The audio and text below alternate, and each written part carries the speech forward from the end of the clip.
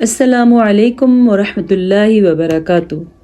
الحمدللہ ہم نے تقریباً 15 تختیاں جو ہیں وہ تجوید کے ساتھ پڑھ لی ہیں۔ آج ہم نے تختی نمبر 16 پڑھنی ہے۔ پہلے ہم نے تشدید کی مشق کی تھی، پھر اس کے بعد تشدید کی مشق سکون کے ساتھ کی تھی، پھر تشدید کو تشدید کے ساتھ پڑھا تھا۔ اور آج پچھلی تختی جو پڑھائی گئی ہے تختی نمبر 15، اگر کسی نے نہیں پڑھی تو وہ ضرور پڑھ لے، کیونکہ یہ آنے والی تختیوں کی بیس تختی تھی۔ اور قرآن مجید میں بھی اکثر اس طرح کے لفظ آتے ہیں جو اٹھانے کے لیے ان کا دھیان رکھنا بہت ضروری ہوتا ہے۔ تو یہ 2-3 تختیاں پڑھ کے انشاءاللہ آپ قرآن پڑھنا آپ کے لیے آسان ہو جائے گا۔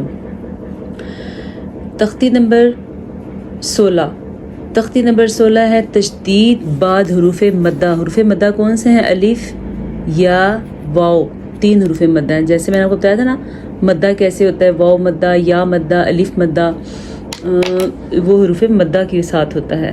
تو جب تشدید حروف مدہ کے ساتھ آئے تو پھر کیا ہوتا ہے، پھر مد پیدا ہو جاتی ہے۔ پھر اس کو ادا کرنے کا کیا طریقہ ہوتا ہے، آج کی تختی میں یہ ہم سیکھیں گے۔ اعوذ باللہ من الشیطان الرجیم، بسم اللہ الرحمن الرحیم۔ ضاد زبر الف مد لام زوال، لام 2 زبر لن، زوالن۔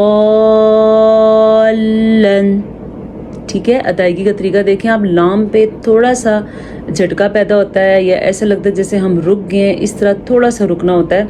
جب مد کے بعد مشدد حرف آ جائے تو پھر ایسا ہوتا ہے۔ ٹھیک ہے، جب الف مدہ ہو اور اس کے بعد مشدد حرف آ جائے تو وہاں پہ یہ مد پیدا ہوتی ہے۔ تو اس کو ادا کرنے کے لیے تھوڑا سا جھٹکا پیدا ہوتا ہے آنے والے لفظ پہ، جیسے میں ادا کر رہی ہوں بس آپ نے ایسے ہی ادا کرنا ہے۔ ضاد زبر الف مد لام زوال، لام 2 زبر لن، زوالن۔ ٹھیک ہے، مد اتنی لمبی کرنی ہے۔ زواد کو ہم نے پر پڑھا ہے۔ زواد کو ہم نے پر کیوں پڑھا ہے؟ کیونکہ زواد حروف مستعلیہ میں سے ہے۔ حروف مستعلیہ کتنے ہیں؟ حروف مستعلیہ 7 ہیں۔ خ، صاد، ضاد، غین، طا، قاف، زوا، یہ حروف مستعلیہ ہیں۔ دال زبر الف مد با، داب، با زبر با، داب، تا 2 زیر 3، دابتن۔ با پہ جھٹکا پیدا ہوگا کیونکہ ویسے بھی حروف کلکلہ میں سے ہے اور آیا بھی مد کے بعد مشدد حرف ہے۔ دابتن۔ ح زبر الف مد جیم، حاج، جیم زبر جا، حاج، کاف زبر کا، حاجکا۔ پھر دوبارہ سنیں، سوری، ح زبر الف مد جیم، حاج، جیم زبر جا، حاج، کاف زبر کا، حاجکا۔ ح زبر الف مد جیم، حاج، جیم پیش واو، جو، حاجو، کاف زبر کا، حاجوکا۔ ٹھیک ہے، دیکھیں جس طریقے سے میں ادا کر رہی ہوں آپ نے ایسے ہی ادا کرنا ہے۔ میں پھر ایک دفعہ بتا دوں، اگر آپ سبق سنائیں گے نہیں، پریکٹس نہیں کریں گے تو آپ کے الفاظ کچے رہیں گے، سبق کچا رہے گا، تو آپ اچھے طریقے سے تجوید کے ساتھ جو آپ کا مقصد ہے وہ پورا نہیں ہوگا۔ اس لیے جو بھی آپ کو کلاس میں پڑھایا جاتا ہے اس کو بعد میں ضرور پریکٹس کریں۔ اگر آپ کو ضرورت پڑی تو مجھے کامنٹ کیجیے گا، میں آپ کو اپنا واٹس ایپ نمبر دوں گی۔ تو یہ میں کر سکتی ہوں کہ آپ وائس میسج میں 1 سے 2 لفظ مجھے سنا دیں۔ سارا سبق سنانا پاسبل نہیں ہوگا کیونکہ ہو سکتا ہے کہ تعداد اس طرح زیادہ ہو، شروع سے ایسی روٹین رکھتے ہیں جو میں رپلائی بھی آسانی سے کر سکوں۔ تو میں آپ کو بتاؤں گی آپ نے کیا غلط پڑھا ہے۔ ٹھیک ہے، تختی کو غور سے سنیں اور پڑھنے کا طریقہ سیکھیں، پریکٹس کریں۔ پھر بھی کوئی مشکل آتی ہے تو میں آپ کو کمنٹ سیکشن میں اپنے نمبرز پہ میرے سے واٹس ایپ پہ وائس میسج پہ مجھے پڑھ کے سنا دیں، میں آپ کی غلطی نکالوں گی، ٹھیک ہے۔ پھر ہو گیا جی، لام زبر لا، زوال زبر الف مد لام زوال، لزوال، لام پیش واو لو، لزوالو، نون زبرنا لزوالونا. مجھے ایسا لگتا ہے کہ اتنا سبق کافی ہے کیونکہ یہ تختی تھوڑی سی مشکل ہے، لیکن اگر یہ تختی آپ کو پڑھنے آ گئی، اگر آپ نے جس طرح پڑھایا گیا اسی طرح پڑھا، تو یقین کریں کہ آپ قرآن مجید بہت اچھا پڑھ سکتے ہیں. اگر کوئی مشکل پیش آئے تو پھر میں آپ کو دوبارہ سے پڑھانے کے لیے بھی تیار ہوں. ایک دفعہ میں آپ کو یہ بغیر توڑ کے پڑھاتی ہوں، پھر دیکھیں آپ کیسے ان لفظوں کو پڑھنا ہے. زوالن، ٹھیک ہے.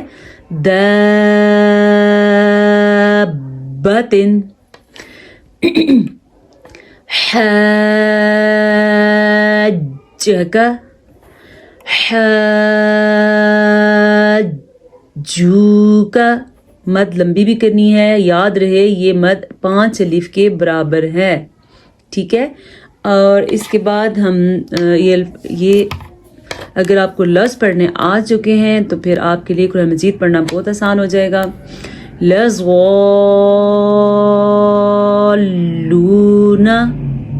یاد ہو گیا، اس کو پریکٹس کریں. اب ہم آتے ہیں اپنی حدیث کی کتاب کی طرف. تو یہ تختی پھر سے میں بتاتی چلوں، بار بار اس لیے بتا رہی ہوں کہ واقعی یہ بہت اہم تختی ہے. اور کچھ ہم حروف مستعلیہ کی پریکٹس کریں گے کلاس کے آخر میں، اور اخفاء کے قاعدے کی پریکٹس کریں گے تاکہ آپ کو بھولے نہ، اور حروف قلقلہ کی پریکٹس کریں گے، ٹھیک ہے. پہلے ہم حدیث پڑھ لیتے ہیں. اگر کسی کو تجوید لکھنی اور سمجھنی مشکل لگ رہی ہے تو وہ جو پڑھایا جاتا ہے اسی پہ دھیان دیں، اور جو تجوید سیکھنا چاہتے ہیں ان کے لیے ابھی کچھ چیزیں ہوں گی. حدیث نمبر پڑھی تھی ہم نے کل 7، تو آج ہم حدیث نمبر 7 کو دہرائی کریں گے دوبارہ سے، تاکہ اگر کوئی کمی بیشی ہے آپ کے یاد کرنے میں تو وہ بھی ہو جائے. فضائل بتاتی چلوں. رسول پاک صلی اللہ علیہ وسلم فرمایا کہ میری امت میں سے جو امت کے واسطے 40 احادیث زبانی یاد کرے گا اور ان کو سنائے گا، وہ قیامت کے دن اس کا معاملہ شہداء کے ساتھ ہوگا اور علماء اکرام کے ساتھ ہوگا، اور اللہ پاک اس کو فرمائیں گے جنت کے جس دروازے سے چاہو جنت میں داخل ہو جاؤ. اس لیے میں نے مقصد یہ تھا کہ آپ کو 40 حدیثیں یاد کروانی ہے. اب یہ آپ یاد کر رہے ہیں یا نہیں کر رہے یہ تو آپ ہی جانتے ہیں. البتہ میں نے اپنی ایک کلاس تیار کی ہے، انشاءاللہ 40 حدیثیں میں اپنے بچوں سے آپ کو زبانی سنواؤں گی، اور جلد میں آپ کو اس کی ویڈیو ڈاؤن لوڈ کر کے ڈال دوں گی تاکہ آپ کو پتہ چلے کہ چھوٹے چھوٹے بچے اگر یاد کر سکتے ہیں تو آپ کے لیے تو یہ بالکل بھی مشکل نہیں ہے. حدیث نمبر 7، ما اسفل من الكعبین، ما اسفل من الكعبین من الازار فی النار. ما اسفلا جو نیچے ہوگا، من الکعبینی یہ لفظی ترجمہ ہے، دونوں ٹخنوں کے، کعب واحد کعبینی جمع، جو نیچے ہوگا دونوں ٹخنوں کے، من الازاری پجامے کا کچھ حصہ، فی الناری وہ آگ میں جائیں گے، ٹھیک ہے. اب یہ بتایا جا رہا ہے کہ ٹخنوں کا جو حصہ پجامے کے نیچے رہ جائے گا وہ آگ میں جائے گا، ٹخنوں کا جو حصہ. یہ حدیث خاص طور پہ مردوں کے لیے ہے. مردوں کو ٹخنے چھپانے کا حکم نہیں ہے بلکہ ٹخنوں سے اوپر شلوار رکھنے کا حکم ہے. اس حدیث کو حضرت امام بخاری نے اور حضرت امام مسلم دونوں نے روایت کیا ہے. نماز کا سبق پڑھتے ہیں.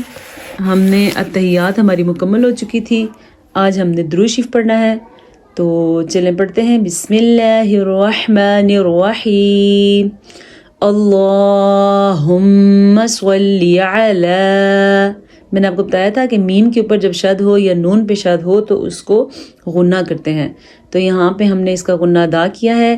اللہم صلی علی محمد، اے اللہ صلی علی تو رحمت نازل فرما، علی محمد محمد صلی اللہ علیہ وسلم پر، وعلی آل محمد اور محمد صلی اللہ علیہ وسلم کی آل پر، کما صلیتا جیسا کہ رحمت فرمائی تو نے، علی ابراہیم ابراہیم علیہ السلام پر، وعلی آل ابراہیم اور آل ابراہیم پر یعنی ابراہیم علیہ السلام کی آل اولاد پر، انکا بے شک تو حمید خوبیوں والا ہے، مجید بزرگی والا ہے، بے شک تو خوبیوں والا ہے، بزرگیوں والا ہے۔ اللہم بارک علی محمد، اے ہمارے اللہ تو برکت نازل فرما علی محمد محمد صلی اللہ علیہ وسلم پر، وعلی آل محمد اور محمد صلی اللہ علیہ وسلم کی آل پر، کما بارکتا جیسا کہ برکت فرمائی تو نے کس پر، علی ابراہیم ابراہیم علیہ السلام پر، وعلی آل ابراہیم اور آل ابراہیم پر، انکا حمید مجید بے شک تو خوبیوں والا ہے، بزرگی والا ہے۔ انکا پہ غنہ ادا کرنا ہے، پھر کیا کرنا ہے، حمید مجید پہ غنہ ادا کرنا ہے۔ آگے ہم کل دعا پڑھیں گے اور یہ میری بہت پسندیدہ دعا ہے، اس کا ترجمہ بہت زبردست ہے۔ اگر نماز پڑھتے ہوئے ہم اس پہ دھیان دیں گے تو یقین کریں خود بخود آنکھوں میں سے آنسو نکل آئیں گے۔ تو انشاءاللہ کل یہ دعا ہم پڑھیں گے، آپ ہمارے ساتھ جڑے رہیے گا۔ آج کی کلاس کا وقت تو ویسے ختم ہوا، لیکن اب ہم تجوید کے ساتھ کچھ چیزیں سکھانا چاہ رہے تھے، تو ہم تجوید کے ساتھ کچھ چیزیں ابھی پڑھیں گے۔ اخوا کے قاعدے کی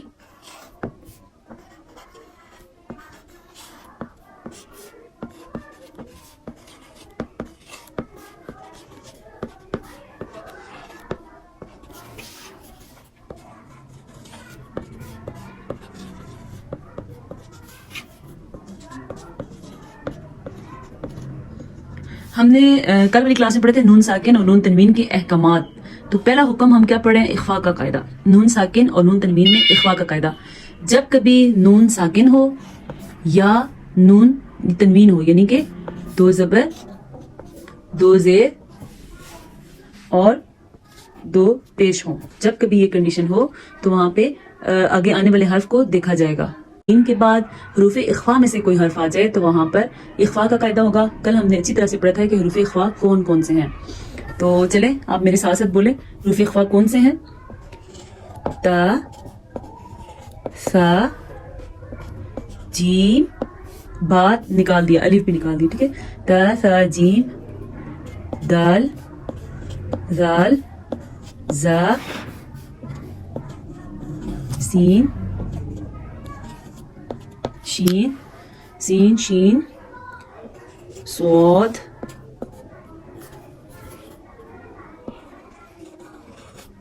زواد، تو، زوا، عین غین کو نکال دیا، عین غین، فا، قاف اور کاف، ٹھیک ہے۔ یہ حروف اخفاء ہیں۔ کتنے حروف ہیں، 1 2 3 4 5 6 7 8 9 10 11 12 13 14 15 حروف ہیں۔ اب ان کی مثال ہم دیکھتے ہیں کہ کیا مثال ہے۔ جیسے کہ کل ہم نے مثال پڑھی من شر، من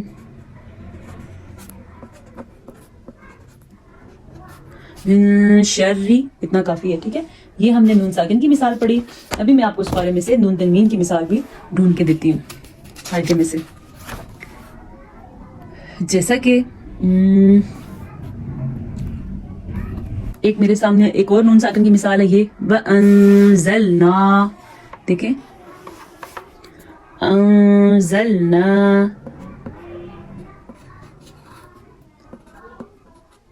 نون ساکن ہے، اس کے بعد زا آیا ہوا ہے، اور زا جو ہے وہ یہ ہمارے پاس حروف اخفاء میں موجود ہے، تو یہ کیا ہو گیا، یہاں پہ بھی اخفاء ہو گیا۔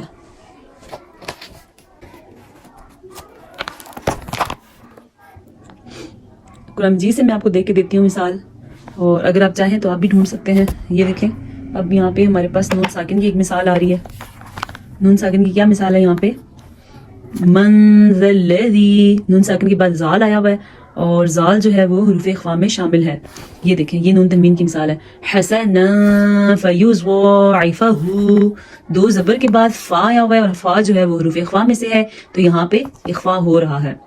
اور اس کے علاوہ بہت ساری اخفاء کی مثالیں ہوتی ہیں، کیونکہ تقریباً ہر دوسری تیسری آیت میں اخفاء آ رہی ہوتی ہے، اس کے علاوہ بھی کافی سارے قاعدے آ رہے ہوتے ہیں۔ جیسے کہ یہ دیکھیں اگر ہم یہاں پہ وقف نہیں کریں گے تو یہاں پہ بھی اخفاء پیدا ہوگا، کیسے، ملکا قالو، اخفا کے لیے آپ نے ان دو چیزوں کو دیکھنا ہے، ایک حرف کے آخر میں نون ساکن ہو یا دو زبر دو زیر دو پیش ہوں، اور اگلے حرف کے شروع میں حروف اخفا میں سے کوئی حرف ہو. کبھی کبھی یہ ایک حرف کے اندر بھی آ جاتے ہیں، لیکن زیادہ تر یہ دو حروف کے ساتھ ان کے اٹیچمنٹ ہوتی ہے. اور کوئی مثال دیکھتے ہیں. فی انفسہن، نون ساکن کے بعد فا آیا ہوا ہے، یہ ایک حرف کے اندر ہی دونوں چیزیں ملی ہیں، تو یہاں پہ بھی اخفا ہو رہا ہے. اور اس کے علاوہ یہ بھی قواعد ہیں، لیکن یہ کوئی اور قاعدہ ہے، انشاءاللہ یہ اس کی باری بعد میں آئے گی. پہلے آپ اخفا کا قاعدہ سیکھ لیں. تمسوہن، نون ساکن کے بعد تا آیا ہوا ہے، تا حروف اخفا میں سے ہے. یہ دیکھیں نون تنوین کی مثال، فریضۃ فنصف، نون تنوین کے بعد فا آیا ہوا ہے، فا حروف اخفا میں سے ہے. ہمارا آج اخفا کا قاعدہ ایک دفعہ پھر سے مکمل ہوا. اگر آپ کو سمجھ آ گیا ہو تو ضرور بتائیے گا، اگر آپ کو نہیں سمجھ آیا تو آپ پھر کمنٹ سیکشن میں بتا دیجیے گا. انشاءاللہ ہم اگلی کلاس میں پھر ہم اخفا کا قاعدہ سمجھیں گے اور اس کی مثالیں ڈھونڈیں گے. السلام علیکم ورحمۃ اللہ وبرکاتہ.